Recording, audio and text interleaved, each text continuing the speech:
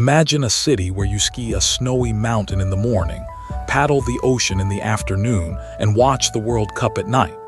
This is not a tourism ad. This is everyday life here. From ski slope to beach is only half an hour by car. This is Vancouver, and this time we follow the World Cup to Canada's gateway on the Pacific. First, the stadium, BC Place, built right on the downtown harbor.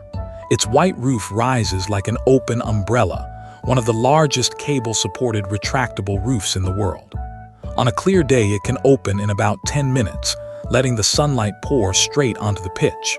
54,000 seats, and Canada played its group stage matches here as the World Cup games rolled by one after another. This same arena hosted the opening ceremony of the 2010 Winter Olympics. 16 years on, it has lit up a global celebration once more. From the stadium to the sea is a 10-minute walk. Vancouver is wedged between the ocean and the snow.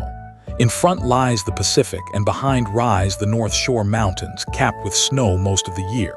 Glass towers line the water's edge, and in the reflection, half is city and half is mountain. Locals even gave the style a name, Vancouverism. More than 8 million people live in this metro area, which sits near the top of the world's most livable city rankings year after year. The climate is mild, it rarely snows in winter, and it may be the least Canadian corner of Canada. Right beside downtown lies an entire forest. Stanley Park, 400 hectares, larger than New York Central Park. 1,000-year-old cedars and Douglas firs block out the sky, and a 9-kilometer seawall loops the whole park. Cycle it in an hour and the sea, the mountains and the skyline all pass before your eyes. The local rule is simple. Buildings can rise tall, but they may never block the view of the mountains. It is written into the city's plan, and they call them view corridors. Vancouver has another nickname, Hollywood North. Countless American shows and films are actually shot here, and its studio industry ranks among the top 3 in North America. Around 40% of residents are of Asian descent, and the Chinese food, sushi and bubble tea here are considered the best found anywhere outside Asia.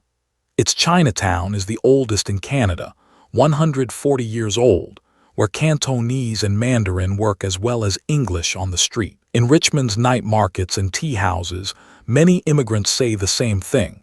Live here, and your stomach never gets homesick. In Vancouver, sport is not a hobby, it is an identity. Up the mountain to ski in winter, out on the water to paddle in summer, and a run along the seawall on the way home from work. At lunch, bankers in suits swap into running shoes and head straight out the door.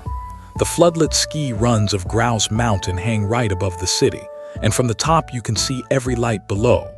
The 2010 Winter Olympics came here, and now the World Cup has one city, holding 2 global celebrations, one on ice and one on grass. Remember these numbers. About 8 million people in the metro area, 40% of Asian descent, Stanley Park at 400 hectares, BC Place with about 54,000 seats, and host of both a Winter Olympics and a World Cup. City of mountains and sea, Hollywood North, a fixture on the livability lists. Vancouver turns its scenery into daily life. One city guards its snow peaks and its ocean, and still invited the World Cup into its living room. Here, watching football and watching the view have never been in conflict. Next time we cross the border and head south, a drive of just over 2 hours to the Emerald City in the far northwest of the United States, Seattle. Follow the World Cup and meet a city. See you next time.